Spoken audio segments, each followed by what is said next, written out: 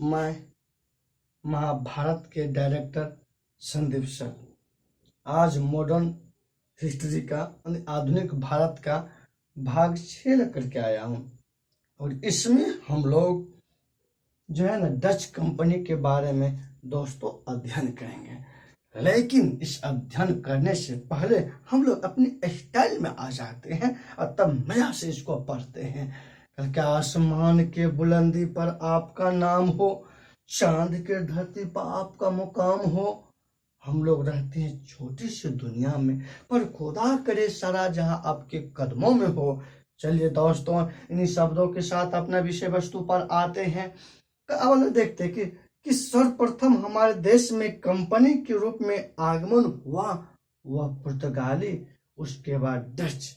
तो प्रश्न पूछेंगे दोस्तों, दूसरा किस यूरोपीय कंपनी की भारत में आगमन हुआ? डच। और उस समय डच को हॉलैंड कहा जाता था। क्या? हॉलैंड कहा जाता था। और हॉलैंड को वर्तमान में नीदरलैंड के नाम से जाना जाता है। और इस कंपनी की स्थापना हुआ था 1602 ईस्वी में। कितना ईस्वी में? 1602 ईस्वी में। और इस कंपनी का मात्र एक ही उद्देश्य था कि जितने भी पूर्व में देश है ना, उन देशों के साथ मसालों के साथ व्यापार करना। और बहुत अच्छा क्वेश्चन कई बार एग्जाम में दोस्तों पूछे गए हैं कि किस कंपनी ने खास करके पूर्वी देशों के साथ व्यापार करने के लिए आए थे? तो वह डच। कौन आए थे? डच। और इस प्रकार हमारे भारत में सर्वप्रथम जिस डच व्यक्ति ने प्रवेश किया उसका नाम है कॉर्नेलियस हाउटमैन, जो 1596 ईस्वी में प्रवेश किया। और इसी के साथ इसने हमारे भारत में जो सर्वप्रथम व्यापारी केंद्र स्थापित किया 1605 ईस्वी में मसूलीपट्टनम में। कहा? मसूलीपट्टनम में।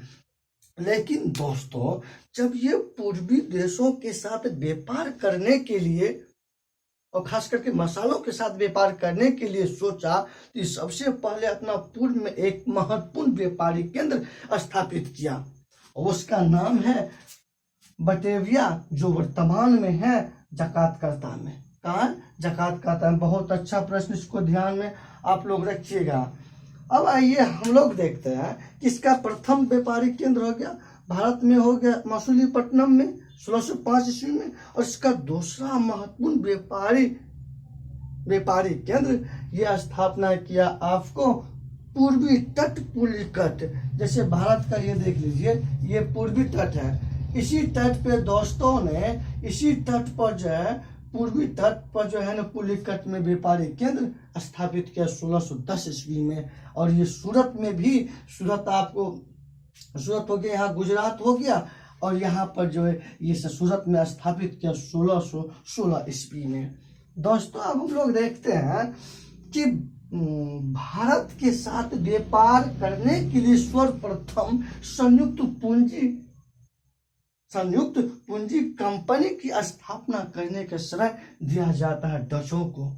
बहुत अच्छा प्रश्न, देख लीजिए, मैंने बोर्ड पे लिख दिया हूं कि भारत के साथ व्यापार करने के लिए सर्वप्रथम संयुक्त पूंजी कंपनी की स्थापना का श्रेय डचों को दिया जाता है। किसको? डचों को। और ये डच ने पूर्वी देशों पर जो ये व्यापार जो किया, ये व्यापार करने के लिए जो है, देखिए कि डच पूर्वी साम्राज्य का जन संचालन एवं प्रशासन संयुक्त कंपनी के माध्यम से किया। मतलब साझेदारी, कई देशों मिल करके किया, पार्टनरशिप के रूप में किया।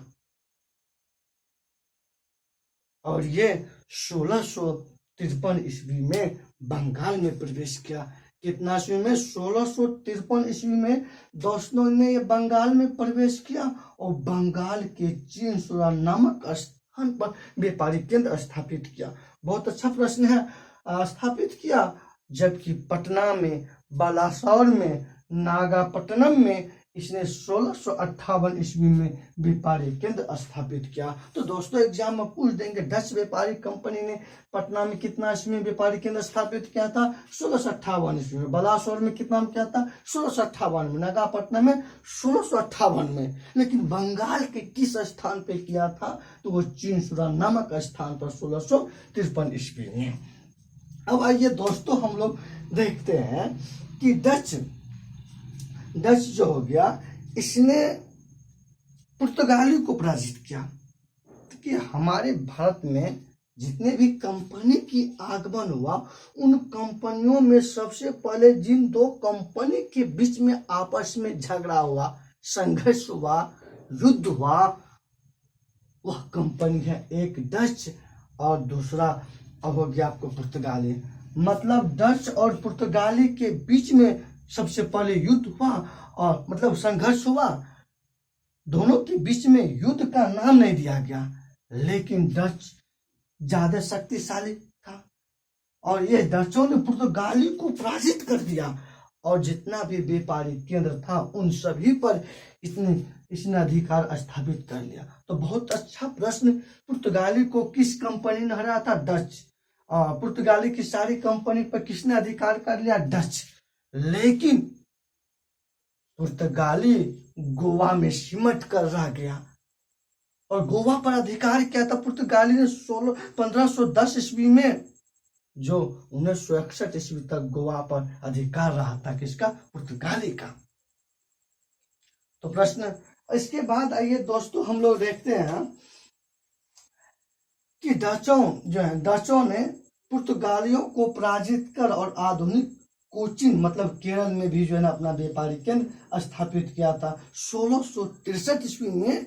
लेकिन यहाँ पे खास बात इस लाइन में यह है कि जब डच ने पुर्तगाली को पराजित किया और पुर्तगाली को पराजित करके केरल के कोचीन में जो है एक स्पेशल व्यापारी केंद्र स्थापना किया जिसका नाम दिया गया था फोर्ट विलियम। तो प्रश्न पूछेंगे दोस्त, कोचीन में फोर्ट विलियम का निर्माण किस कंपनी किया था?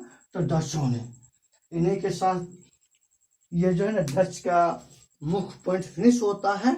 और इसमें देखिए दोस्तों कैसे एग्जाम में क्वेश्चन पूछे जाएंगे वो कि सर दूसरा किस यूरोपीय कंपनी का आगमन था? डच। इसका नाम हॉलैंड, इसका नाम नीदरलैंड।